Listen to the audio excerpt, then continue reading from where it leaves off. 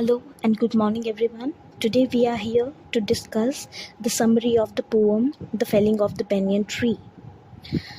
The poem The Felling of the Banyan Tree, written by Sir Dilip Chitre, spots the light on the theme of how cutting down of the tree is similar to murdering of a person.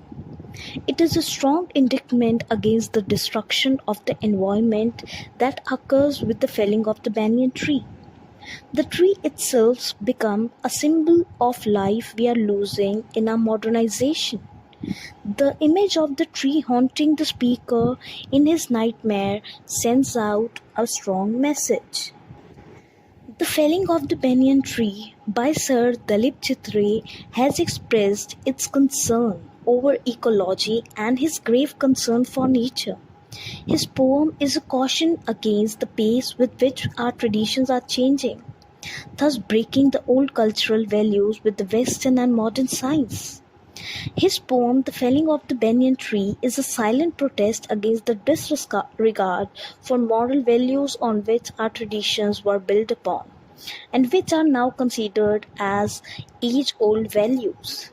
Chitre has expressed his resentment through the poem The Felling of the Banyan Tree, in which he speaks of his father's decision to ask the tenants living in the surrounding of the house to evacuate and the structures to be demolished.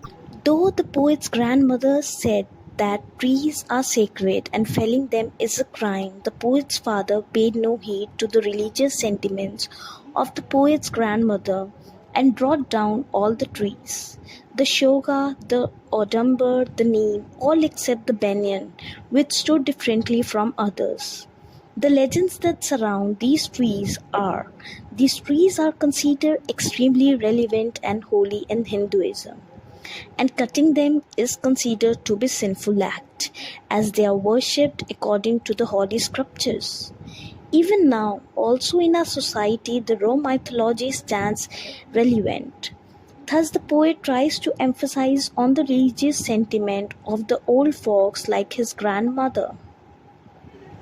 But as said earlier, the banyan tree stood differently from all the other trees because of its close connections with the Hindu mythology. The banyan tree was 3 times as old as the poet's house, with its trunk having a circumference of 50 feet. The branches were sawed off for 7 days, leaving the insects and the birds homeless. The poet is fascinated by its grand structure. As he says, the great tree revealed its range of 200 years. The physical description of the banyan tree that the poet gives in his poem carves an image of mystification. The aerial roots of the trees drooping from above in an effort to touch the ground proves the existence of the tree through decades and years.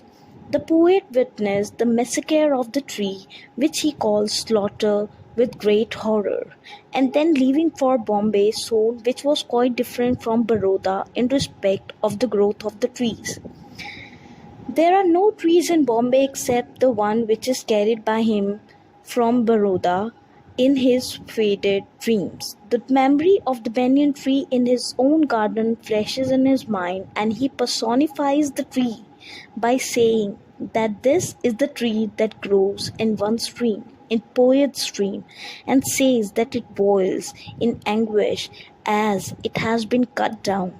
The poet lays utmost stress on the old age customs and expresses his concern, anguish, and resentment for mistreating and disregarding the moral values of our traditions through his verses in his poem, The Felling of the Banyan Tree.